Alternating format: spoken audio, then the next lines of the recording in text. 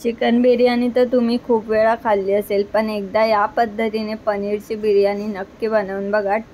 Taste इतकी भारी की एकदा खाल तर विसरणार नाही। चला तर मग वेळ न घालवता सुपर टेस्टी अशी पनीर बिर्याणी बनवायला सुरुवात करू। सर्वप्रथम आपण कढईमध्ये तेल घातलेले आहे, त्यामध्ये आपण जिऱ्याची फोडणी घातलेली आहे। त्याचबरोबर यामध्ये आपण खडे मसाले घालणार आहोत, तर जे काही खडे मसाले असतील ते यामध्ये ॲड करायचे आणि यामध्ये आता पाणी टाकायचं आहे। जितके तांदूळ घेतले त्याच्यापेक्षा डबल आपल्याला पाणी घालायचं आहे आणि उकळी आली की आपल्याला यामध्ये स्वच्छ धुतलेले तांदूळ घालायचे। तर तुम्ही यामध्ये लिंबाचे सालसुद्धा घालू शकता, त्यामुळे भात आहे तो अगदी पांढरा शुभ्र होतो। यात आपण मीठसुद्धा घातलेलं आहे।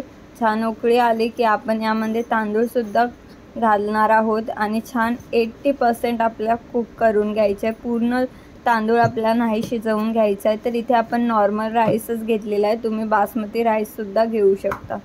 आता आपण पनीर मॅरिनेट करून घेणार आहोत। त्यासाठी आपण इथे पनीरचे छान क्यूब्स कापून घेतलेले आहेत। त्यामध्ये आपण लाल तिखट घातलेली आहे आणि पाव चमचा यामध्ये हळद घालायची आहे, चवीनुसार मीठ घालायचं आहे आणि त्याला छान मिक्स करून घ्यायचं आहे।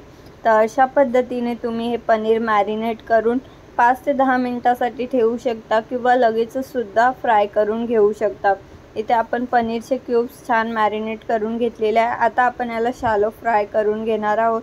त्यासाठी पॅनमध्ये आपण थोडंसं तेल घातलेलं आहे आणि एक एक करून सर्व क्यूब्स आपण पॅनमध्ये घालणार आहोत। तर इथे आपण दोन्ही साईडनी छान क्रिस्पी होईपर्यंत पनीरचे क्यूब्स फ्राय करून घेतले आहेत। तुम्हीसुद्धा या पद्धतीने पनीर फ्राय करून नक्की ट्राय करून बघा, खूप भारी लागतात।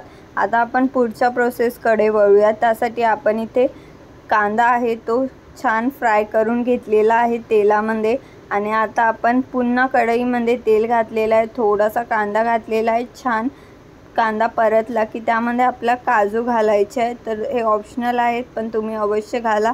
त्याचबरोबर यामध्ये आपण एक बारीक चिरलेला टॅमॅटो घातलेला आहे। आता यामध्ये आपण मसाले ॲड करणार आहोत, पाव चमचा हळद आणि यामध्ये आपण कसुरी मेथी घातलेली आहे, यामुळे टेस्ट खूप भारी लागते, बिर्याणी चवीला खूप छान होते। त्याचबरोबर इथे आपण लाल तिखट घातलेली आहे। आता यामध्ये आपण थोडासा पनीर बिर्याणी मसाला घातलेला आहे आणि गरम मसालासुद्धा घातलेला आहे, छान मिक्स करून घ्यायचं आहे। तुम्ही यामध्ये आणखीन मसालेसुद्धा ॲड करू शकता। आता रिच फ्लेवर येण्यासाठी आपण यामध्ये दही घातलेली आहे, दहीसुद्धा छान मिक्स करून घ्यायचे।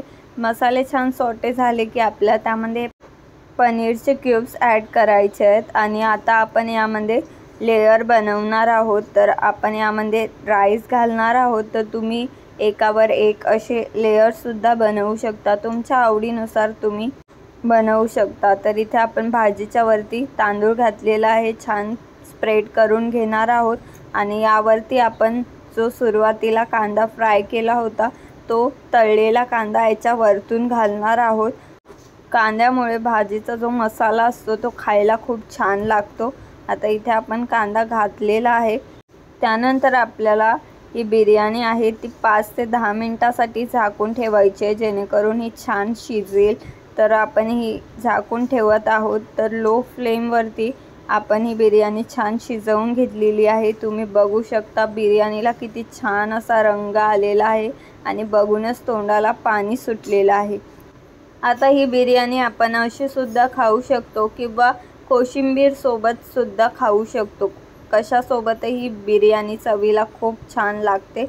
तुम्ही सुद्धा अशा पद्धतीने ही सुपर टेस्टी बिर्याणी नक्की ट्राय करा। व्हिडिओ हेल्पफुल वाटला असेल तर लाईक करा, शेअर करा, सबस्क्राईब करायला विसरू नका। व्हिडिओ पूर्ण अगदी शेवटपर्यंत बघितल्याबद्दल धन्यवाद।